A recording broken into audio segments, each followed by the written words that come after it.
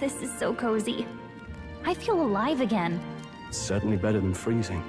Reminds me of when I was a child. Back then, I wouldn't have been caught dead out in the wilderness like this. Countryside nobility like us had no fortune to speak of. My parents bowed and smiled for their money, and honestly, I despised them for it. Back then, I thought being a noble was about, I don't know, a life of prestige, being respected. But one spring 7 years ago, our town was attacked by this horrific creature. A human. Though I'd no idea at the time. I was evacuated alongside the servants while the rest of the town burned.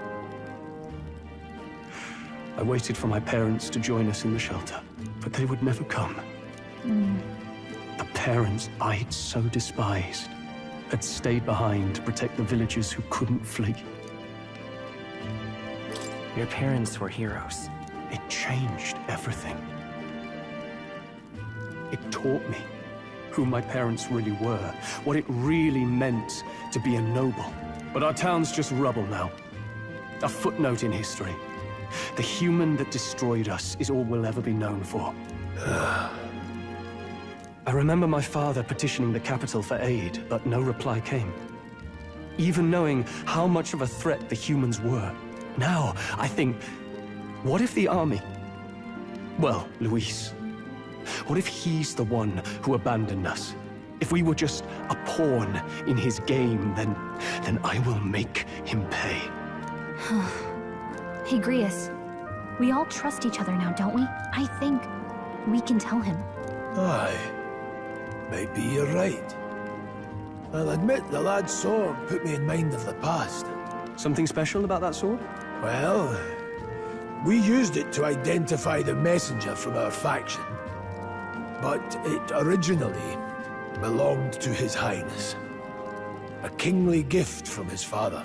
To better suit His Highness and his keen aptitude for magic, that blade was specially forged, with raw magla folded into the metal. Of course, when swordplay bored him, he'd amuse himself by levitating it or standing atop it to glide about. A royal rascal, that one. Those days were all too short. Then, 12 years ago, it all came crashing down. I've heard. The prince was attacked, right? There was a plot on his life. One I wish I'd rooted out sooner. Just like tonight, it was pouring rain. Your Highness, this way!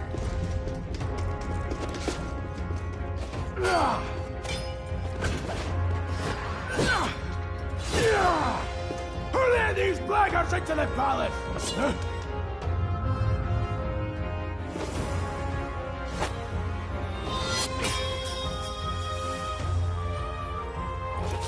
My lord, are you hurt? Back! A royal knight. A wench and nothing more. You knave!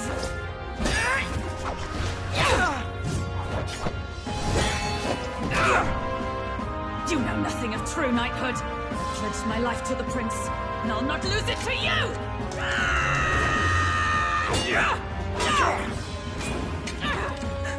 Highness!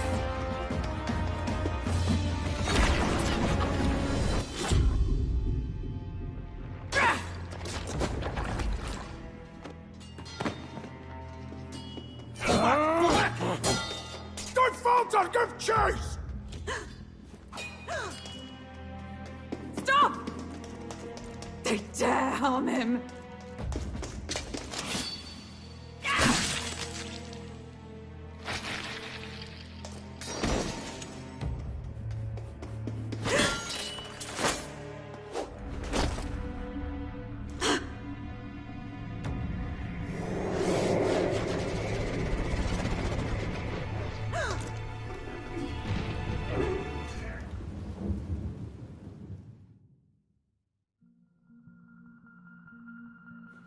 I failed him.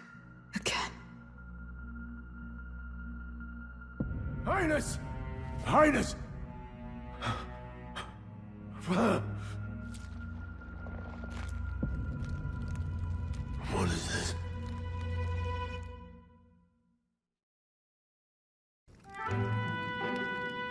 His Highness survived the attack, but the curse hanging over him was powerful and complex. Of all the mage healers in the capital, not one could wake him. And he grew weaker with each passing day. We might lift the curse if we knew the specifics of its formula, but Luis would never give that up. Which leaves but one way. To dispel the curse, its caster must die. And you're sure Luis is the man you seek? I saw him in the fray. He was younger then. Younger even than you are now, and shorter besides. I could never mistake him. And now, after spilling the royal blood of father and son both, the people call him not traitor, but savior for His Highness, for the king, and for the very future of this country. He must be dealt with. To kill Luis is to see justice served. I see. So as he did with the prince, he would make of my city a stepping stone to further heights. A tool to spread the infamy of the humans. You haven't told that story to many, have you? Thank you for trusting me with it. A rogue never forgets a debt. Even if it takes 3 generations, we'd see it repaid. But neither do we forget a grudge. And Luis will know that soon enough. So, that's what all this is about. Say, friend, this mission means a lot to you too, doesn't it? Yes. Of course it does. You've been carrying a greater weight than I realized. In any case, I owe you my life.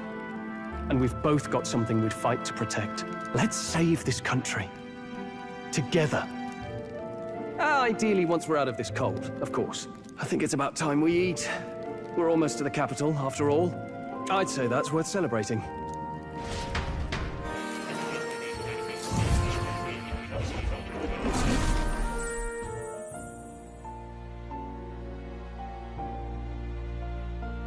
Huh?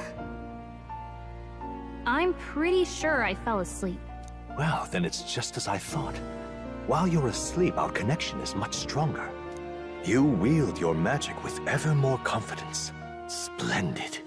As I mentioned previously, the archetype grows and develops anew through encounters with others. Look for those bearing the nobility and presence of the heroes and kings of old. More virtuous than the weight of any crown or medal is the burden you place on your own path forward. The more comrades and supporters who stand beside you, the more your power will deepen as you soar to new heights. One day, if the people join hands and seize the freedom to decide their own future with their own power just as you do, that is my ideal world. Hold on. What do you mean, supporters? We're trying to keep out of the public eye here. I mentioned before, did I not? There is no hero without allies. Only a single voice in opposition. In other words, even archetypes have their own strengths and weaknesses. They'll be of little use if used thoughtlessly. Life and death are seconds apart on the battlefield. Be attentive, mindful, and strategic. Only then can you emerge victorious. When you feel unsure how to proceed, I recommend you stop, assess your surroundings, and think. The smallest observation is often our greatest inspiration. Well, it's almost dawn. I will be watching with great anticipation. Until we meet again. The royal funeral draws ever closer. 4 days remain.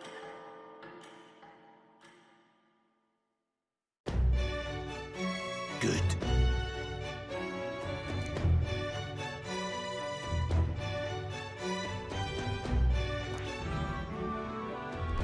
Escaping the dragon's threat in the Nord mines, the party shakes their pursuers amidst the discovery of great powers. To make up for lost time, they risk hiring a coach to secret them the rest of the way to the capital.